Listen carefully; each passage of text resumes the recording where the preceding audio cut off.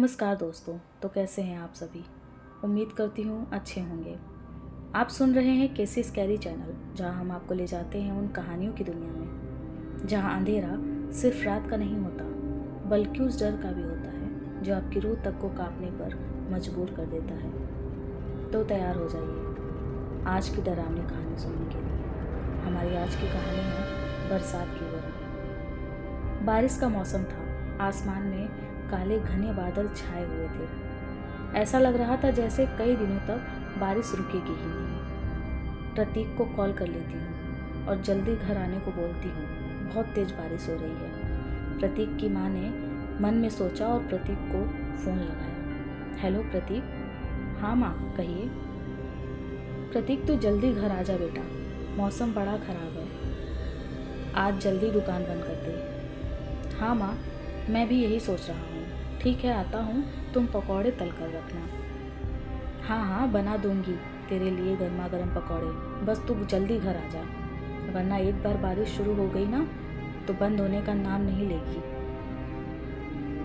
Middle class में जन्मा BA पास प्रतीक बरेली का रहने वाला था। परिवार में सिर्फ वो और उसके माँ पापा थे, जिसमें से पिता को गुजरे 2 साल हो चुके थे। अब पिता का बेकरी का बिजनेस प्रतीक ही संभालता था। पढ़ाई पूरी होने के बाद घर में पिता के न होने के कारण उसने घर संभालना शुरू कर दिया और वहीं अपनी पढ़ाई बंद कर दी। उस दिन मौसम काफ़ी ख़राब हो रहा था। काले बादलों की गड़गड़ाहट से सभी दुकान वाले अपने अपनी दुकान बंद करके घरों को निकल रहे थे। प्रतीक भी अपनी बेकरी जल्दी ही बंद करके अपनी गाड़ी उठाता है और घर की तरफ निकल पड़ता है। मौसम खराब होने की वजह से प्रतीक पहले ही घर से बाइक की जगह कार लेकर निकला था। उसे मालूम था कि आज बारिश होगी, क्योंकि सुबह से मौसम खराब हो चला था। घर आते समय वो भीग जाएगा, इसलिए उसने कार लेना सही समझा। दुकान बंद करके प्रतीक अपनी कार लेकर निकल पड़ता है। थोड़ी ही देर में जोरों की बरसात शुरू हो जाती है। प्रतीक को भी सफ़र का मज़ा आने लगता है और वो अपनी कार में रखी रेडियो को ऑन करता है। रेड एफएम पर गाना चल रहा था। भीगी भीगी रातों में, मीठी मीठी बातों में, ऐसी बरसातों में कैसा लगता है। वाह, कितना मज़ा आ रहा है ऐसे सफ़र में। बस एक हमसफ़र होती तो बात कुछ और होती। तभी प्रतीक ने अचानक ब्रेक मारी और गाड़ी रोक दी। प्रतीक ने देखा सामने लंबी सुनसान सड़क पर एक अकेली खूबसूरत लड़की लाल रंग का छाता लेकर शायद किसी से मदद मांग रही थी। प्रतीक को गाड़ी रोकता देख वो लड़की उसके पास आती है और थैंक गॉड आपने गाड़ी रोकी, वरना मुझे तो लग रहा था कि आज रात में सड़क पर ही गुजारूंगी। प्रतीक ने जब उस लड़की को देखा तो बस देखता ही रह गया। वो बहुत ही खूबसूरत थी, मानो आसमान से कोई परी उतरकर ज़मीन पर आ गई। प्रतीक उसकी आंखों में जैसे खो गया और चुपचाप सिर्फ उसे निहारता रहा। हेलो, क्या आप मुझे लिफ्ट देंगे? उस लड़की ने प्रतीक को झकझोरते हुए पूछा। प्रतीक ने अपने आप को संभालते हुए बिना कुछ बोले बस कार का दरवाज़ा खोल दिया। थैंक्स, मैं काफ़ी भीग गई हूँ, अगर आपने गाड़ी नहीं रोकी होती तो ना जाने क्या होता।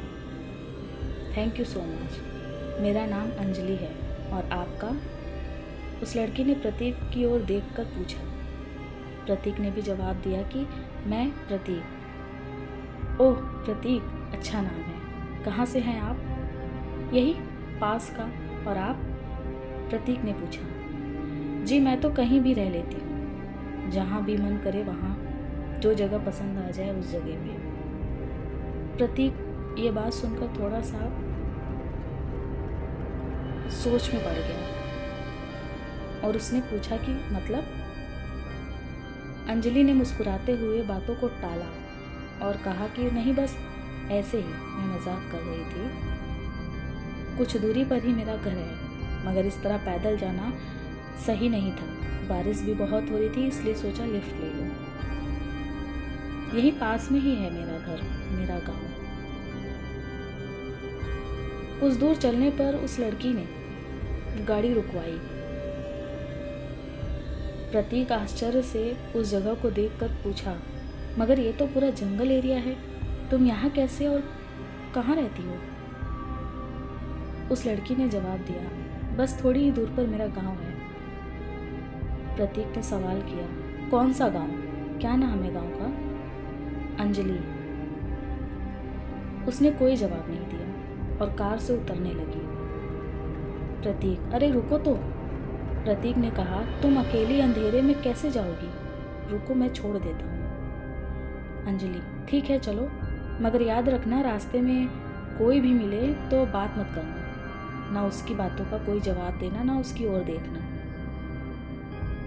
प्रतीक को यह आश्चर्य से भरा लगा। उसने पूछा कि वो क्यों? अंजलि, वो इसलिए कि गांव के सभी लोग बड़े ही बातूनी हैं, तुम्हें पकड़ लेंगे तो छोड़ेंगे नहीं, बहुत बातें करते हैं, और अजनबियों से तो ज़्यादा ही। उन्हें पकड़ लिया तो सारा रात यहीं बीत जाएगा। प्रतीक, अच्छा, ओह, मैंने सोचा कि आखिर ऐसी क्या बात है जो तुमने मुझे इस तरह से लोगों से बात करने के लिए मना किया। फिर दोनों हंसते हुए आगे चलने लगे। अंजलि आगे आगे और प्रतीक उसके पीछे। चलते चलते प्रतीक और अंजलि में बहुत सी बातें हुई और दोनों में जल्दी ही दोस्ती हो गई। प्रतीक को अंजलि बहुत दूर ले आई। चलते चलते अब प्रतीक भी थोड़ा थोड़ा थक गया था, मगर ना ही अंजलि का कोई गांव आया और ना ही कोई घर। प्रतीक ने कहा, और कितनी दूर है तुम्हारा गांव? अंजलि, बस आने ही वाला है। अंजलि ने प्रतीक को सांत्वना देते हुए लेती चली गई, और दूर और दूर और दूर। बस समय हो चला था। प्रतीक के घड़ी में रात के 11:30 बज चुके थे। उसने सोचा क्यों ना माँ को कॉल करके बता दूं कि थोड़ी देरी और हो जाएगी, मगर मोबाइल में नेटवर्क ही नहीं था। बरसात की वजह से नेटवर्क बंद हो चुका था। प्रतीक ने बहुत कोशिश की, लेकिन मोबाइल में नेटवर्क का एन भी नहीं था। अंजलि प्रतीक को जंगल के और अंदर लेकर चली जा रही थी। प्रतीक को अब अंजलि पर थोड़ा थोड़ा गुस्सा आने लगा था, मगर वो संकोच में उसे कुछ भी नहीं बोल रहा था और बस उसके साथ उसके पीछे पीछे चलता चला गया। थोड़ी देर और चलने पर सामने से रोशनी दिखाई दी। प्रतीक ने सोचा शायद अब अंजलि का घर आ गया, मगर वो घर नहीं, गांव की शुरुआत थी। ये देखो, आ गया मेरा गांव। अंजलि मुस्कुराई और बोली, ओह थैंक गॉड, हम पहुंच गए। मुझे तो लगा था कि सुबह हो जाएगी। प्रतीक ने थोड़ी मजाकिया स्वभाव में कहा। अंजलि, अरे नहीं, अब तो आ ही गए हैं, आओ घर के अंदर आओ। अंजलि घर के दरवाजे पर खड़ी प्रतीक को अंदर आने के लिए बोल रही थी। आओ घर के अंदर चलो। प्रतीक ने साफ मना कर दिया, नहीं, मैं अब चलता हूँ, काफ़ी देर हो चुका हूँ और माँ भी परेशान हो रही होंगी। तभी अंजलि पीछे से आवाज़ लगाई, सुनो तो, चाय तो पीते जाओ, इस बारिश में गर्म चाय थोड़ी राहत मिलेगी। प्रतीक अंजलि को मना नहीं कर पाया और घर के अंदर चला गया। प्रतीक ने उसे कहा कि मुझे जल्दी जाना है, लेकिन अंजलि ने उसे एक टेबल पे बैठाया और बोली कि तुम यहीं बैठो, मैं चाय बना कर लाती हूँ। तुम्हारे साथ और कोई नहीं रहता यहाँ इस घर में? प्रतीक ने पूछा। अंजलि, नहीं, सारे एक्सीडेंट में मारे गए, अब मैं ही बची हूँ यहाँ पे और अकेली ही रहती हूँ। प्रतीक ये सुनते ही थोड़ा डरा, मगर खुद को संभालते हुए उसने चाय के कप को उठाया। तो तुम अकेली रहती हो? किसने कहा? मेरी सारी फैमिली मेरे साथ रहती है। प्रतीक ने चाय का कप बगल में रख दी और बोला, मतलब? हाँ, मैंने अपने परिवार को खुद से अलग नहीं किया, वो मेरे साथ ही रहते हैं। और 5-4 कप के प्रतीक के बगल में रख कर वो बैठ गई और पूरी चाय की कप अपने आप हवा में उड़ने लगी। प्रतीक को यह समझते देर नहीं लगी कि वो बहुत दूरी तरफ फंस गया है और दरवाजे की तरफ भागता है। तभी दरवाज़ा अपने आप बंद हो जाता है। पीछे से आवाज़ आती है, डरो मत, तुम बहुत ही अच्छे इंसान हो, मैं तुम्हें कोई नुकसान नहीं पहुंचाऊंगी, बस मेरी एक मदद कर दो। प्रतीक पीछे मुड़कर देखता है, जो खूबसूरत लड़की उसके साथ थी वो अब एक पूरी तरह जली हुई लाश में बन गई। प्रतीक बहुत डर गया और खुद को छोड़ देने की विनती करने लगा। फिर प्रतीक को अंजलि ने अपनी पूरी कहानी बताई कि किस तरह उसका परिवार और वो घर में आग में जलकर मर गई।